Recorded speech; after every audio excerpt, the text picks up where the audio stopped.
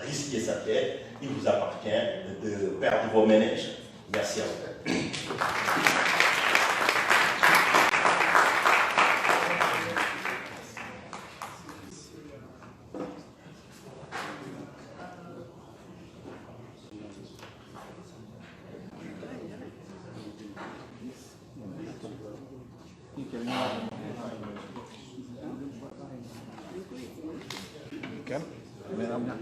Merci Nelkin pour ce bien exposé qui l'a fait voyager un peu au cœur des relations internationales et qui nous montre effectivement les voies et moyens, selon vous, de positionner l'Afrique dans le concert des nations.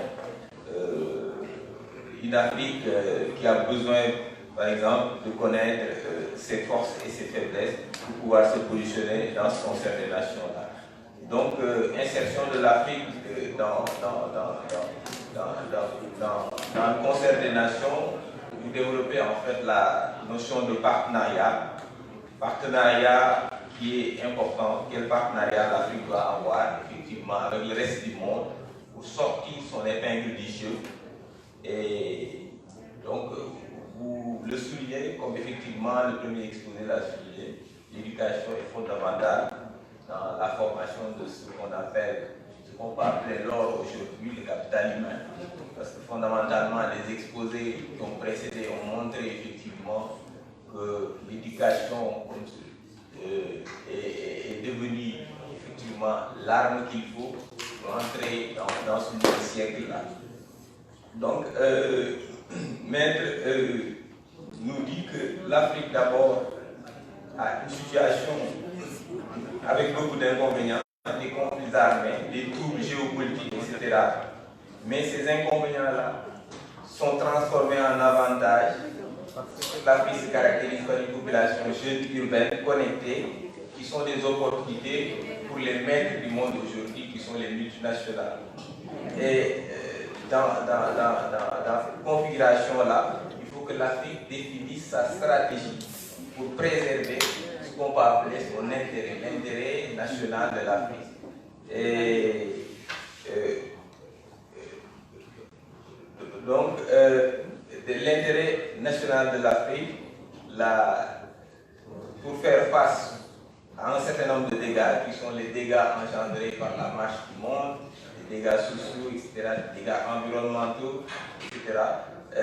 Donc, il est nécessaire pour l'Afrique d'avoir la capacité, effectivement, de protéger ses intérêts dans cela.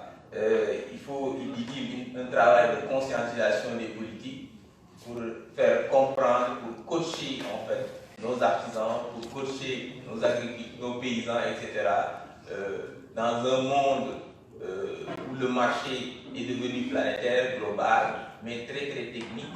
Il faut que nos paysans, il faut que nos artisans, effectivement, sachent, connaissent les règles pour se positionner dans ce marché-là et en tirer le bénéfice.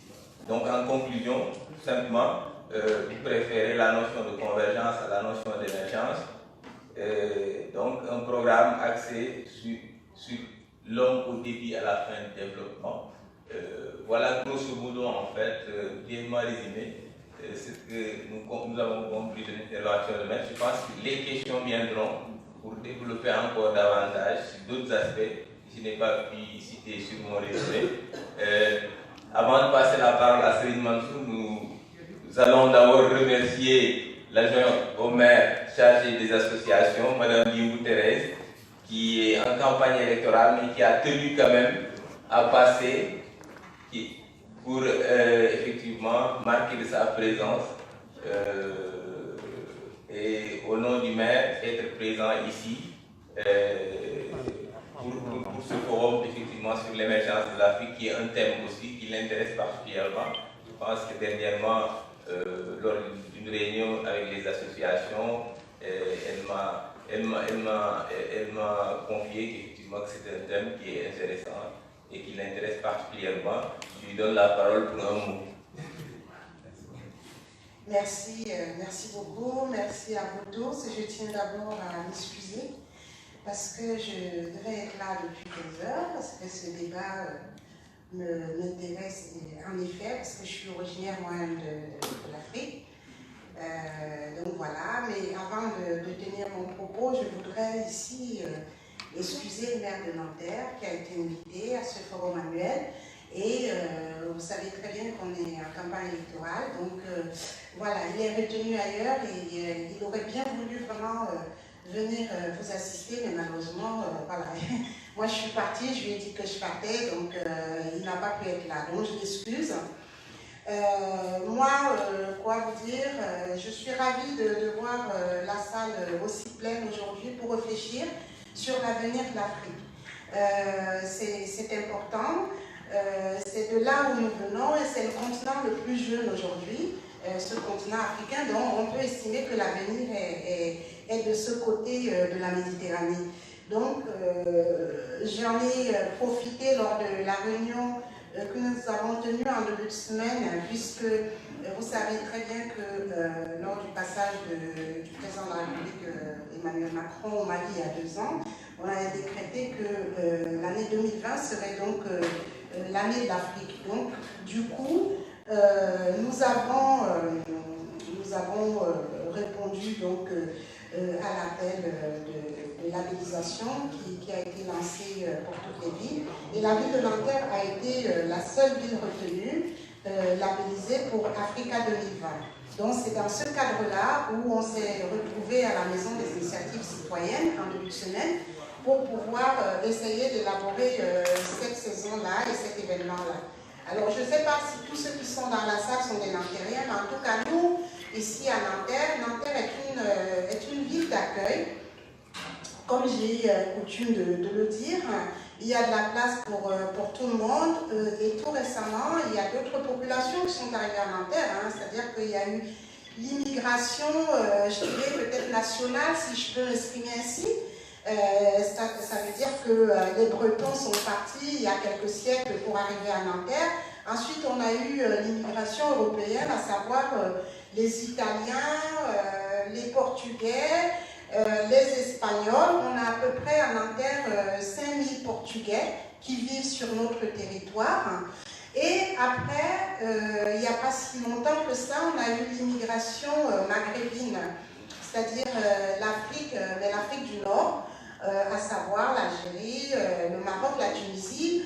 Au gré de l'histoire de la France, on a plus d'Algériens qu'autre chose. Et tout récemment, ces dernières décennies, on a ce qu'on appelle l'immigration subsaharienne à Nanterre. Alors, je ne sais pas si tous ceux qui sont dans la salle sont des Nantériens, mais moi, je suis vraiment ravie de voir qu'il y a aujourd'hui des jeunes intellectuels tels que le monsieur qui vient de terminer la parole et qui est là pour éveiller les consciences, parce que si on ne le fait pas, personne ne le fera à notre place. Si on ne se bat pas, personne ne se battra à notre place, et si on ne construit pas, personne ne construira pour nous.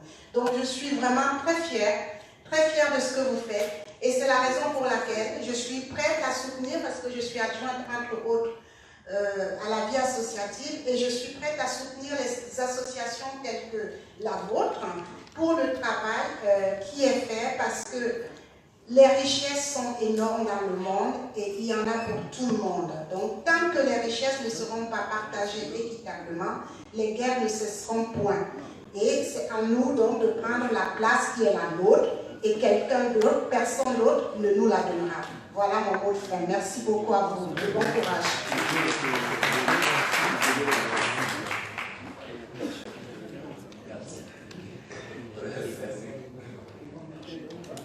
Nous allons passer à présent la parole à Selimane Sofi-Djamil, dont l'exposé attendu sur les ressources naturelles et énergétiques en Afrique. C'est quelqu'un qu'on ne présente plus au Sénégal, donc c'est quelqu'un qui a travaillé pendant 27 ans dans une banque dont la structure du capital est constituée essentiellement par des pays pétroliers. C'est un député de l'Assemblée nationale du Sénégal, un ancien du Parti communiste français. Il a fait ses débuts, ses arts, ici à Nanterre même. Donc c'est un heureux présage de nous voir aujourd'hui revenir en Nanterre pour traiter effectivement de ce thème-là. Et donc, nous lui passons sans trop tarder la parole. Je voudrais avant toute chose m'acquitter d'une dette de reconnaissance et de gratitude à la section française de Bézignac et qui a eu la générosité d'organiser ce débat-là sur l'émergence africaine. On peut discuter sur la pertinence de ce concept-là, mais ce que je dis toujours, la pertinence d'une élaboration, quelle qu'elle soit, dépend de la fiabilité de l'information à la base. C'est parce que nous voulons avoir une élaboration pertinente que nous avons organisé ce débat-là pour avoir l'information là où nous devons l'avoir, pour avoir des informations fiables qui nous permettront d'élaborer notre politique. Je voudrais remercier tous les panélistes qui ont sacrifié le week-end, et le week-end, surtout le samedi, est très précieux dans un pays tel que la France, dans une ville telle que Paris. Remercier le modérateur et remercier ce public qui a fait le déplacement, alors qu'hier, nous avons passé la nuit dans un gamou pour célébrer la naissance du prophète Mohammed sallallahu alayhi wa sallam. Ce n'est pas évident de passer la nuit dans cet événement-là et le lendemain venir discuter des questions aussi techniques, aussi compliquées qui sont liées au développement de l'Afrique. On m'a demandé de traiter des richesses minières de l'Afrique. Et à propos de l'Afrique, il y a un concept qu'on développe toujours, le paradoxe de l'abondance. L'Afrique est l'un des premiers continents miniers. L'Afrique est insolemment riche en matière de ressources minières, etc. Mais dans le même temps, l'Afrique est insolemment pauvre. L'Afrique est riche, les Africains sont pauvres. C'est un problème qui fait que toute discussion sur cette question-là doit poser les vrais problèmes. Moi, j'ai eu la chance d'être dans le dialogue national dans deux commissions que j'ai choisies. La commission de la gestion des ressources humaines, des ressources naturelles. Et l'autre commission, c'est la paix et la sécurité. Et à chaque réunion de commission, je dis que les deux questions sont liées. C'est parce que la gestion des ressources naturelles pose problème qu'il y a un problème d'insécurité. Et j'ai dit récemment que le problème du terrorisme, ce n'est pas les terroristes. Le problème au Mali, ce n'est pas les djihadistes. Le problème au Mali, c'est la France. Même s'ils ne veulent pas l'entendre. Parce que la France a divisé ce pays en deux. À Kidal, il y a toutes les ressources. La France est en train de les exploiter. L'État n'existe plus au Mali. Mais le business continue à prospérer au Mali. Tous les jours, il y a des avions qui décollent en vertical, qui viennent atterrir à Niamey, et leur contenant, qui est l'or brut qui a été exploité au Mali, cet or brut est échangé dans des avions à des destinations inconnues. Donc aujourd'hui, j'ai dit que par rapport à l'Afrique et par rapport à nos ressources, il faut poser des questions profanes. Et pas des questions religieuses, djihado, pas djihado, etc. Islamisme, etc. Islamisme radical et tout. Moi, je n'y crois pas. Je crois que s'il y a un danger au Mali, ce n'est pas les djihadistes. Bien que je ne les néglige pas, parce que s'ils viennent au Sénégal, la première ville qu'ils vont visiter, c'est Touba. C'est Touba et comme ils l'ont fait à Tombouctou, ils vont complètement détruire tous les tombes qu'il y a là-bas. Mais comme le disait Marc Trévédic, qui a été pendant longtemps disant responsable du pôle de l'antiterrorisme au tribunal de première instance de Paris, mais qui dit qu'il ne faut pas surestimer le djihadisme et le terrorisme. Il est frappé de voir que quand il y a quelqu'un dans la rue qui poignarde quelqu'un, un passant, on est en train d'écouter est-ce qu'il a dit Allah au Akbar ou pas. S'il dit Allah au Akbar, il dit djihadisme. S'il ne dit pas Allah au Akbar, c'est considéré simplement comme un problème de droit commun, de délinquance, etc. Il dit qu'il ne faut pas tomber, il ne faut jamais tomber dans ce travers-là. Et je considère simplement que aujourd'hui, je ne vais pas parler de l'ensemble des questions minières, de la richesse minière au niveau de l'Afrique. Je vais me contenter du pétrole et du gaz au niveau du Sénégal. C'est arrivé? La vidéo, oui. Ouais, bon. On peut faire marcher ça. Par contre, c'est juste le son parce qu'il n'y a pas d'enceinte. Il faut mettre le micro ici. Et il faut le mettre. Oui, je peux utiliser le micro. Je voulais simplement, par rapport à. Par rapport à ce que je suis.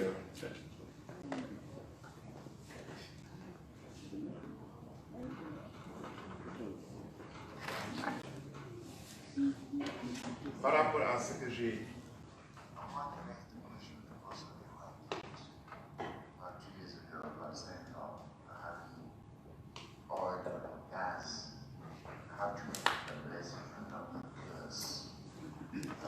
Years later, I raised this question for the context. Is very important. We are at a trial and therefore on a final translation. What kind of advice can you give us in order to go through this period in a very peaceful manner? So far, we have been election without any big problem, but this time is very, very serious. Thank you very much.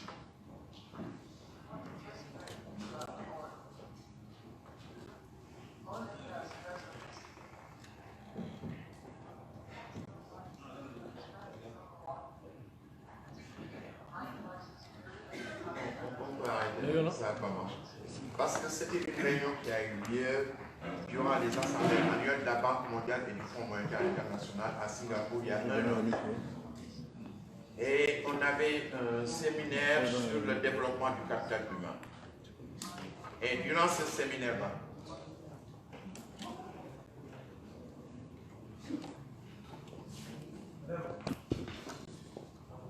parce que c'est une question intéressante adressée au président de la Banque mondiale et à la directrice générale du Fonds monétaire international. Et je disais à l'époque, le Sénégal vient de découvrir le pétrole et le gaz.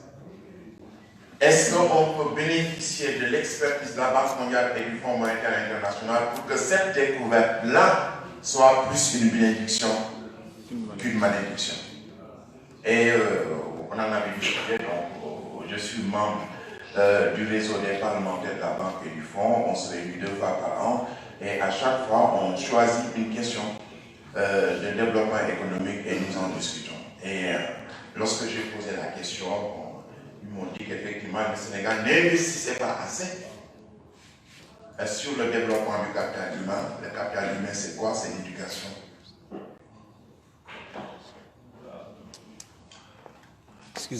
C'est l'éducation et la santé. Ah, d'accord. L'éducation et la santé, il fallait utiliser les recettes du pétrole et le gaz pour le faire. Je suis dans le comité, dans la commission de la gestion des ressources humaines, des ressources naturelles, dans le cadre national et au Sénégal. Et nous sommes servis tous les jours avec des documents, avec des présentations. Et cette semaine qui vient de sortir, nous avons fini avec des officiels, c'est-à-dire avec COS Petrol Gaz, avec Petrosen, et nous avons commencé à écouter les indépendants. Et parmi les indépendants, il y a Idriss Bayan, qui était à Petrosen et qui s'est mis à son propre compte. Il y a également un jeune extrêmement brillant qui s'appelle Falindao et qui a écrit un livre sur l'or noir du Sénégal. Et vraiment, j'ai été surpris de découvrir que le Sénégal, regorgé de ressources humaines, capable sans accord extérieur de gérer des questions aussi complexes que la question du pétrole et la question du gaz. En fait, nous pouvons dire que ce sont des questions méconnues du grand public, méconnues MAIS, méconnues des experts qui en débattent, mais malheureusement le grand public n'a que la presse qui quelquefois s'invite dans des débats où la presse n'a aucune base pour en débattre sérieusement.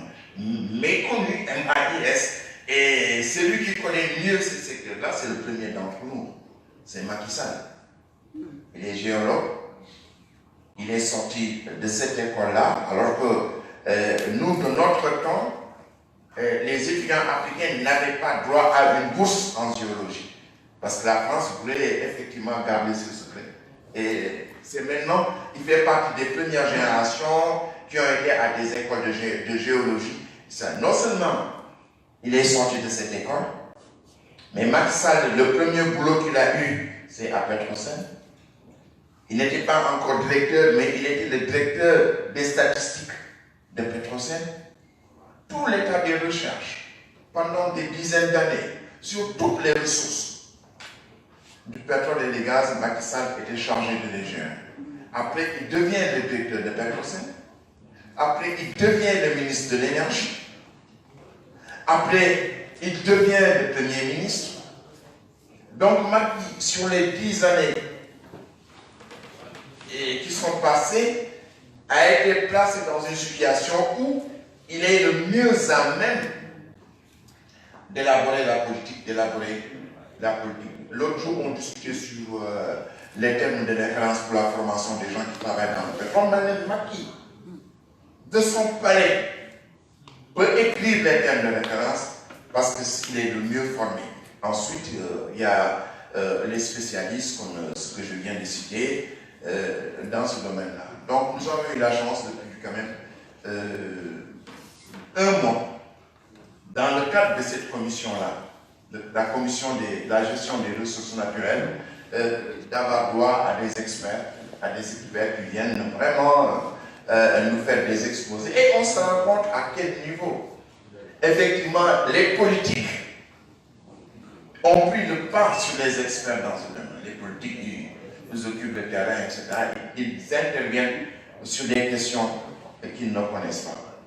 Et je voudrais dire, simplement, en introduction, je n'aurai même pas le temps de tout développer, les récentes découvertes de pétrole et de gaz en mer profonde au large des côtes sénégalaises ont suscité beaucoup de débats dans l'opinion publique, au point d'être un des thèmes généraux centraux durant les différentes élections qui sont passées au Sénégal.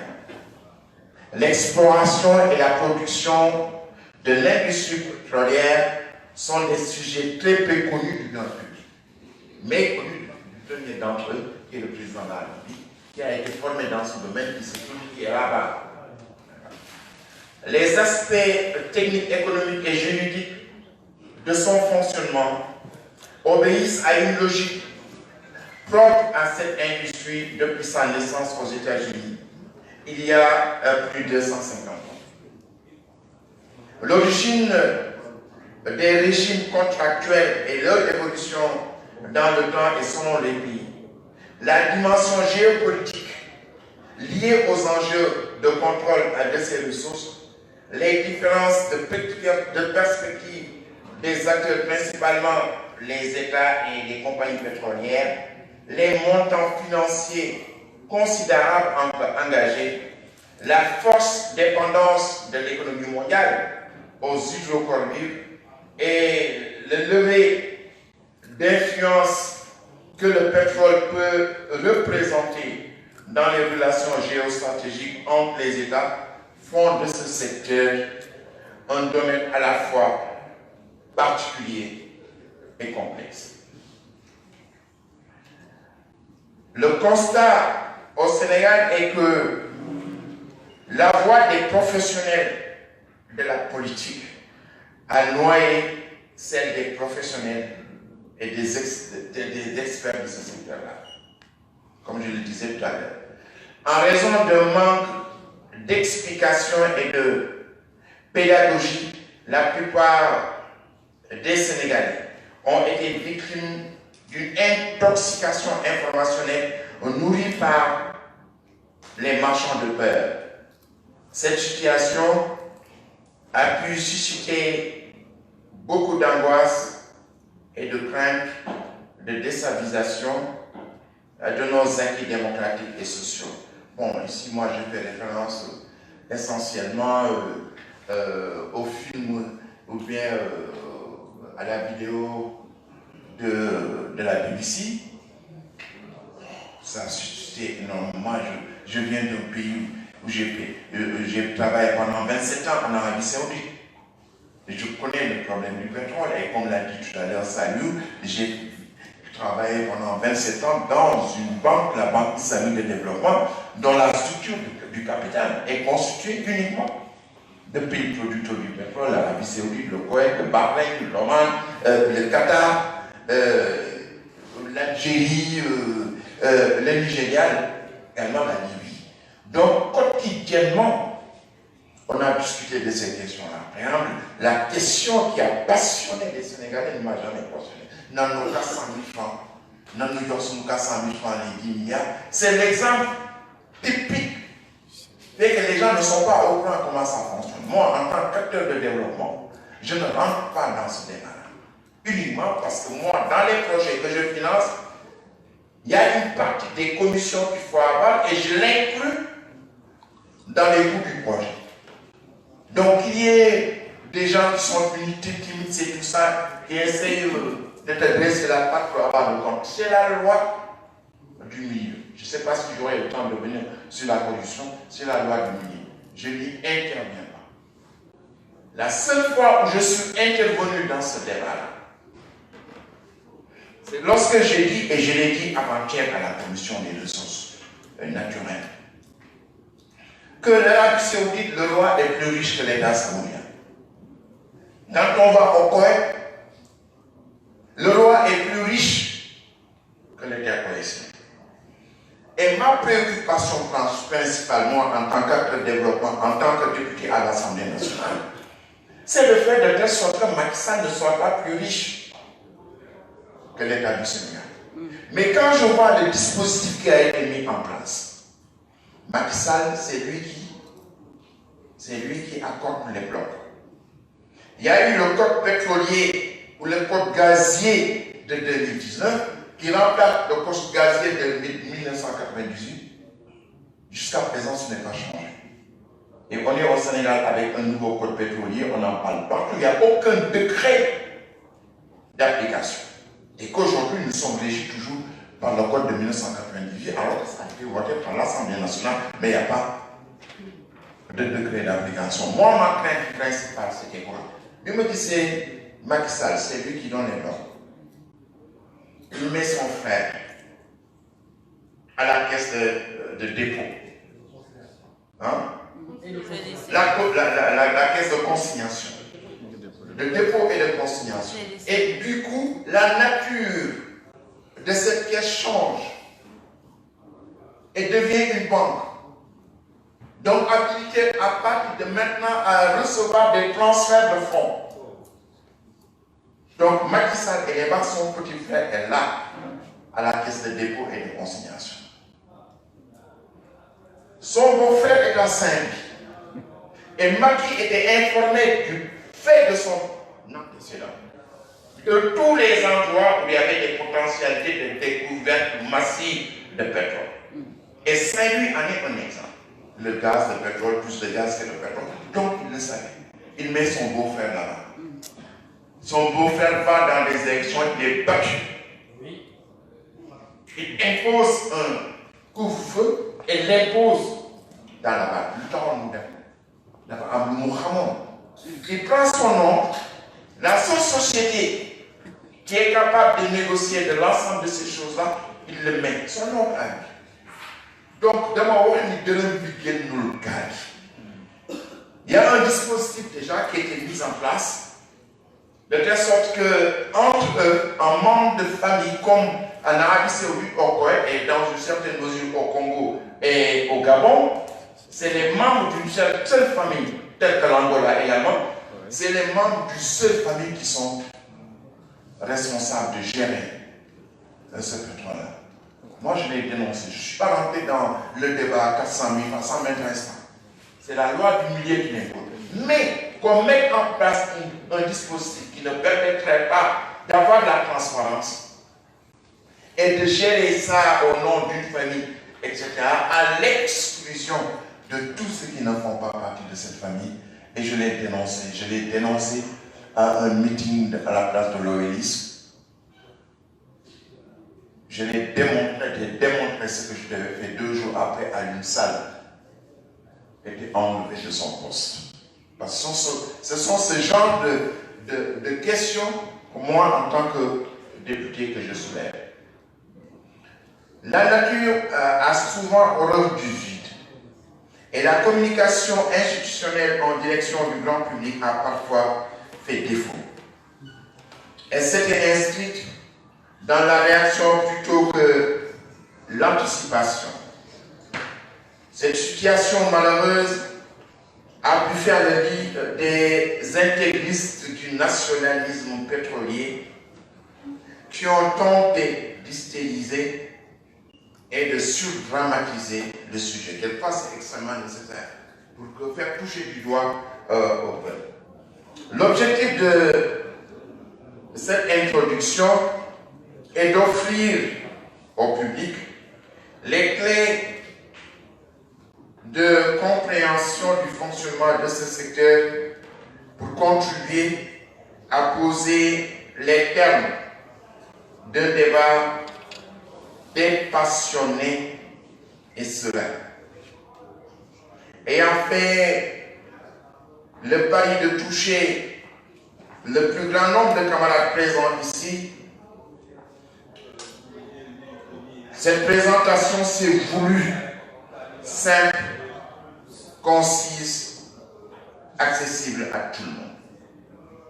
Son but est de déconstruire les fausses idées reçues sur les principales thématiques qui ont déchaîné des passions ces dernières années. Tu sais, la Banque mondiale vient de publier un document extrêmement intéressant qui s'appelle Mining, Oil and Gas. La Banque mondiale a consacré 2 ans à élaborer ce document-là. Au moment de la sortie, la direction de la Banque mondiale avait une mission à Dakar pour présenter ce document. Mais c'est au moment où la BBC a sorti son truc. C'était tellement passionné que la Banque mondiale a renoncé à sa mission en ce moment-là. Pour vous dire que nous restons fidèles à nos convictions républicaines et par devoir d'information citoyenne et de transparence, je l'espère, nous contribuons à valoriser l'exemple de l'expérience sénégalaise pour ses débuts encourageants dans cette industrie hors norme, compliquée et complexe. J'aurais voulu avoir le temps de poser les questions essentielles. Qu'est-ce que le pétrole? Quelles sont les différences entre le pétrole et le gaz? Et qu'est-ce que la malédiction du pétrole? Peut-on l'éviter? Pourquoi le Sénégal fait appel aux sociétés étrangères? Contrat pétrolier, avons-nous bien négocié? Le pétrole sera-t-il un remède au chômage? Le contenu local est-il vraiment une solution miracle? Faut-il vendre ou utiliser sur place le pétrole et le gaz sénégalais. Quels sont les risques associés à l'exploitation du pétrole et du gaz? Les risques, mais il y a des risques énormes. Moi, j'ai été au Pérou, qui est le pays pétrolier par excellence, le pays minier par excellence, où il n'y a pas de malédiction, il y a une bénédiction, parce que le Pérou, j'ai eu 2 missions de la Banque mondiale à Lima, et le Pérou a pu multiplier par 3 son PIB en 10 ans à cause des recettes de ces ressources minières. Je l'ai proposé au président Macky Sall dans le cadre du benchmarking, de voir comment le Pérou s'en est sorti. Et il y a un élément essentiel. Jusqu'à présent, c'est Macky Sall qui est en train d'accorder ce qu'on appelle les blocs. Tu sais, ça c'est le président qui décide. Mais quand tu vas au Pérou, c'est l'Assemblée nationale qui décide. Et l'Assemblée nationale, par une opération du Saint-Esprit, est conçue de telle sorte que le parti du président est toujours minoritaire. Ce qui fait que le président n'est pas tenté de manipuler la majorité à l'Assemblée nationale pour avoir des contrats qu'il a envie de signer. Et je l'ai proposé dans le cadre des propositions que nous devons présenter dans le cadre du dialogue national, que l'on écarte des raisons de transparence l'intervention directe de l'exécutif dans la signature des contrats. Donc, il faudra... Quels sont les risques qui sont associés à l'exploitation du pétrole? Est-il urgent de produire le pétrole et le gaz maintenant? Voici autant de questions sur lesquelles j'aurais voulu avoir la latitude de traiter, mais je vais prendre simplement le premier, parce que ça pose un problème. C'est très important, c'est très rapide, après on va ouvrir la discussion. Qu'est-ce que le pétrole? Quelles sont les différences entre le pétrole et le gaz? C'est pédagogique, non? On adresse au grand public, on est obligé d'utiliser cette pédagogie-là. Du point de vue physique, le pétrole et le gaz sont des produits naturels constitués essentiellement d'hydrocarbures, c'est-à-dire des molécules composées uniquement d'atomes de carbone et d'hydrogène. Les hydrocarbures se sont formés il y a des centaines de millions d'années par accumulation de végétaux qui se sont décomposés dans des conditions particulières de température et de pression. Il n'est pas nécessaire d'en savoir plus sur le processus complexe de formation des hydrocarbures pour bien comprendre les enjeux du pétrole et du gaz au Sénégal. Un concentré d'énergie et de matières premières indispensables au monde moderne. Vous entendez toujours les énergies renouvelables, etc. À cause du prix du pétrole, ce n'est pas la peine de s'engager, mais le pétrole est toujours fondamental pour le développement de l'économie du monde.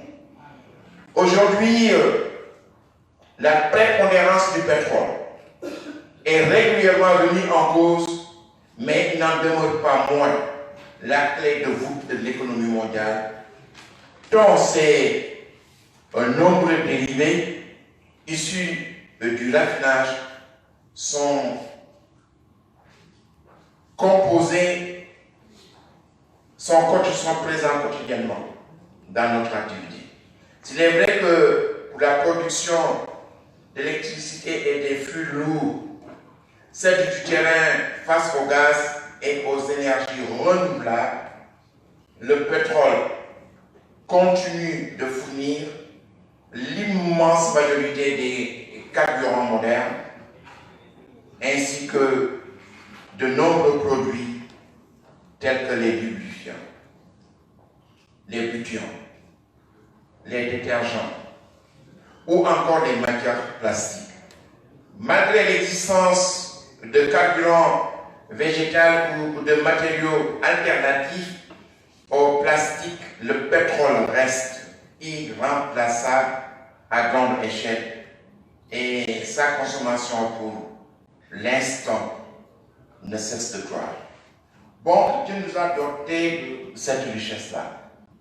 Ça a créé beaucoup de débats au niveau du Sénégal. Ça a suscité beaucoup d'espoir. À telle enseigne que sur la question, par exemple, du chômage, est-ce que le pétrole et le gaz vont réduire le chômage? Oui. Ça ne va pas réduire le chômage parce que ce sont des industries qui ne sont pas gourmandes en matière de recrutement. Peut-être pour une centaine de personnes. Mais parce que le pétrole et le gaz ont un effet sur la croissance, oui, ils sont capables dans tout secteur de réduire le chômage. Bon. Aujourd'hui, les compagnies pétrolières vont venir avec le personnel, alors que l'essentiel, c'est de faire de telle sorte qu'ils forment les gens sur place. J'ai réfléchi depuis un certain temps sur le problème de la médecine du travail. J'ai une nièce, j'ai une cousine qui a vécu pendant 10 ans au Brésil, qui a fait la médecine, et depuis 10 ans, bon, elle est là-bas, elle va dans les transports d'extension du pétrole. Et elle m'a dit qu'il faut que le Sénégal pense aux médecins, parce que les gens qui travaillent dans le pétrole, ils contractent des maladies que la médecine moderne, la médecine normale, classique n'est pas capable de traiter. Donc, il faudra des compagnies pétrolières vont venir avec le propre médecin et tout ça, mais il faut que l'expertise soit sénégalaise. Et il faut qu'on forme des gens dès la 6e année de médecine ou de la 4e, 5e année de médecine pour qu'on soit autosuffisant en cette matière-là et pour pouvoir gérer ce type de situation. Donc, je voudrais maintenant être là et dire que en venant ici aussi, je voulais bénéficier de votre réflexion sur une question qui est débattue de la manière la plus passionnée.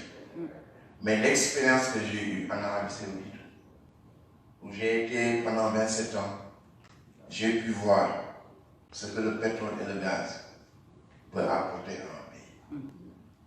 J'ai pu me rendre compte des gens qui peuvent bénéficier du pétrole et du gaz. Je suis de Saint-Louis. C'est à Saint-Louis où les principales découvertes ont été faites. Et Saint-Louis, tous les ans, il y a 70 femmes qui meurent en donnant la naissance. Dans le cadre du développement du capital humain, la médecine et l'éducation doivent être les premiers bénéficiaires, comme nous l'avons dit, comme la Banque mondiale l'a dit, doivent être les premiers bénéficiaires de cette manque pétrolière pour que les problèmes que nous avons eu jusqu'à présent et qu'on n'a pas pu régler puissent être réglés grâce à cette manque pétrolière et cette manque gazière.